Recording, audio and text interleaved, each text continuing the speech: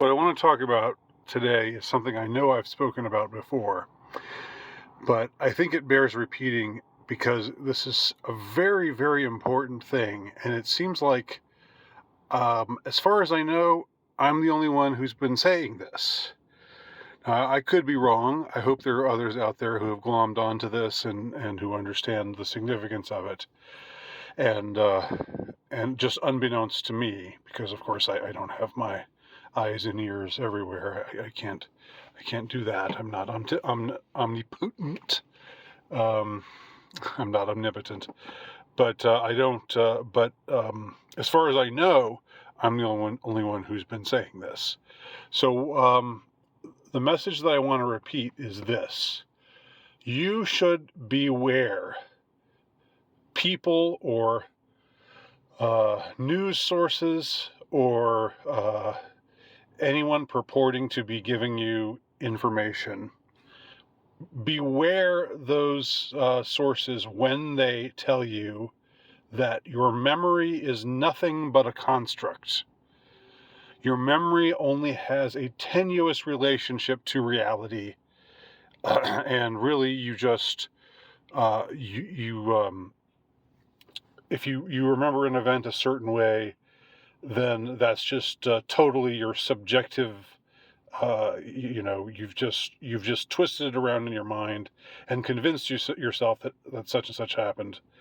Um, when it goes against the official record. All right. So I hear this. This is what's brought up most often.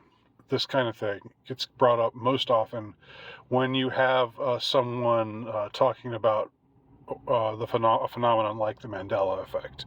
It doesn't have to be the Mandela effect, but it comes up a lot when people talk about the Mandela effect, and when they're talking about it in a way uh, that shows that they are not open to the possibility that the Mandela effect might point to some actual reality. I understand people having um, I understand this being a roadblock to some people, a stumbling block, because it's pretty weird. All right, I get that. So if you have trouble believing in something like the Mandela effect, I'm not looking down on you or casting aspersions on you. What I am casting aspersions on or calling to task is when it's said that things like the Mandela effect have happened because people's memories don't really have any relationship to reality. And this is what you so often hear. You so often hear this. Your mind has convinced you that such and such happened, but it never happened because the official record says it never happened. So the official record must be right, and your memory must be wrong. Do you see? Do you not understand the danger of this? Do you not see the road you're going down when you proclaim that to be uh, factual? When you say that it's factual, that people's memories are only constructs, and you also say or assert that the official record kept by the official record takers, the official sources who are the guardians of true history, they say, no, there's no record of this or that happening. Your memory of this or that event, including these various things, is just not true. It's not true, and we know because we have the official record. We have the key to what actually went down. I think once you accept that the official record keepers are not to be questioned, which is the subtle conditioning that takes place when these discussions are held, where when there's an article about the Mandela effect and it's asserted that people remember things incorrectly because the mind is only constructing memories. Your memories of an event have no real relationship to reality, or only a very tenuous relationship to reality. When you assert that that a person's memory is just a construct, and you also simultaneously assert that there is an official record that must be acknowledged concerning these events and what truly happened in these events. Well, what is the result of that?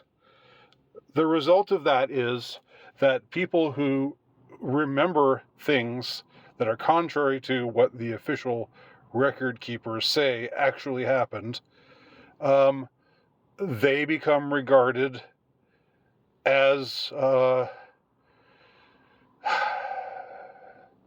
well, at best, as misfits, as people to be dismissed because they've just fallen. They've fallen for the trick of their memory, and their memory has led them down the wrong path. So in other words, do you remember a particular day? You remember exactly what happened, and you remember, and you swear that you saw whatever or heard somebody say whatever, and you've never strayed from that. Or you remember a corporate logo looking a certain way, or you remember a children's book series having a certain title spelled a certain way, and so forth. Okay, I'll just stick with Mandela effects related matters. If you have people say, if you capitulate to, well, your memory is just a construct, and we know the objective truth, and we're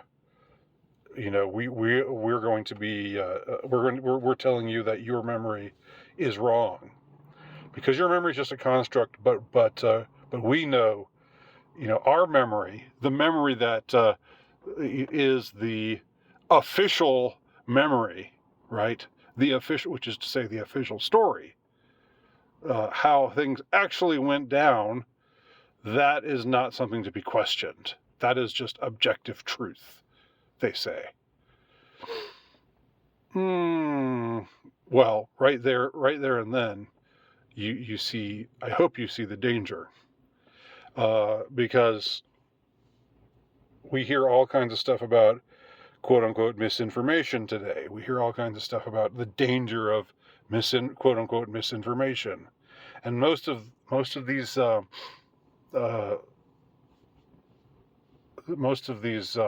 broadsides against supposed quote unquote misinformation are thoroughly intellectually disingenuous. What they want is to shut people up. What they want is to shut people up who are saying things that they don't want them to say, and in order not to look like anti-free speech tyrants and bullies, they say, well, actually, this isn't about free speech. This is about quote unquote misinformation. Well, no, actually, it's not, because we don't. How do I put this? The official story can be questioned. Okay. The official account is not above scrutiny. And once you capitulate to their assertion that your memory is just a construct and that their official notion, their notion of what officially happened is the truth, then you have automatically contributed to your own disenfranchisement. because they'll just dismiss you. And if you allow yourself to be dismissed, then you're to blame for that. So don't go down that route. Don't let them tell you that your memory is just a construct. Don't fall for that. Stand your ground.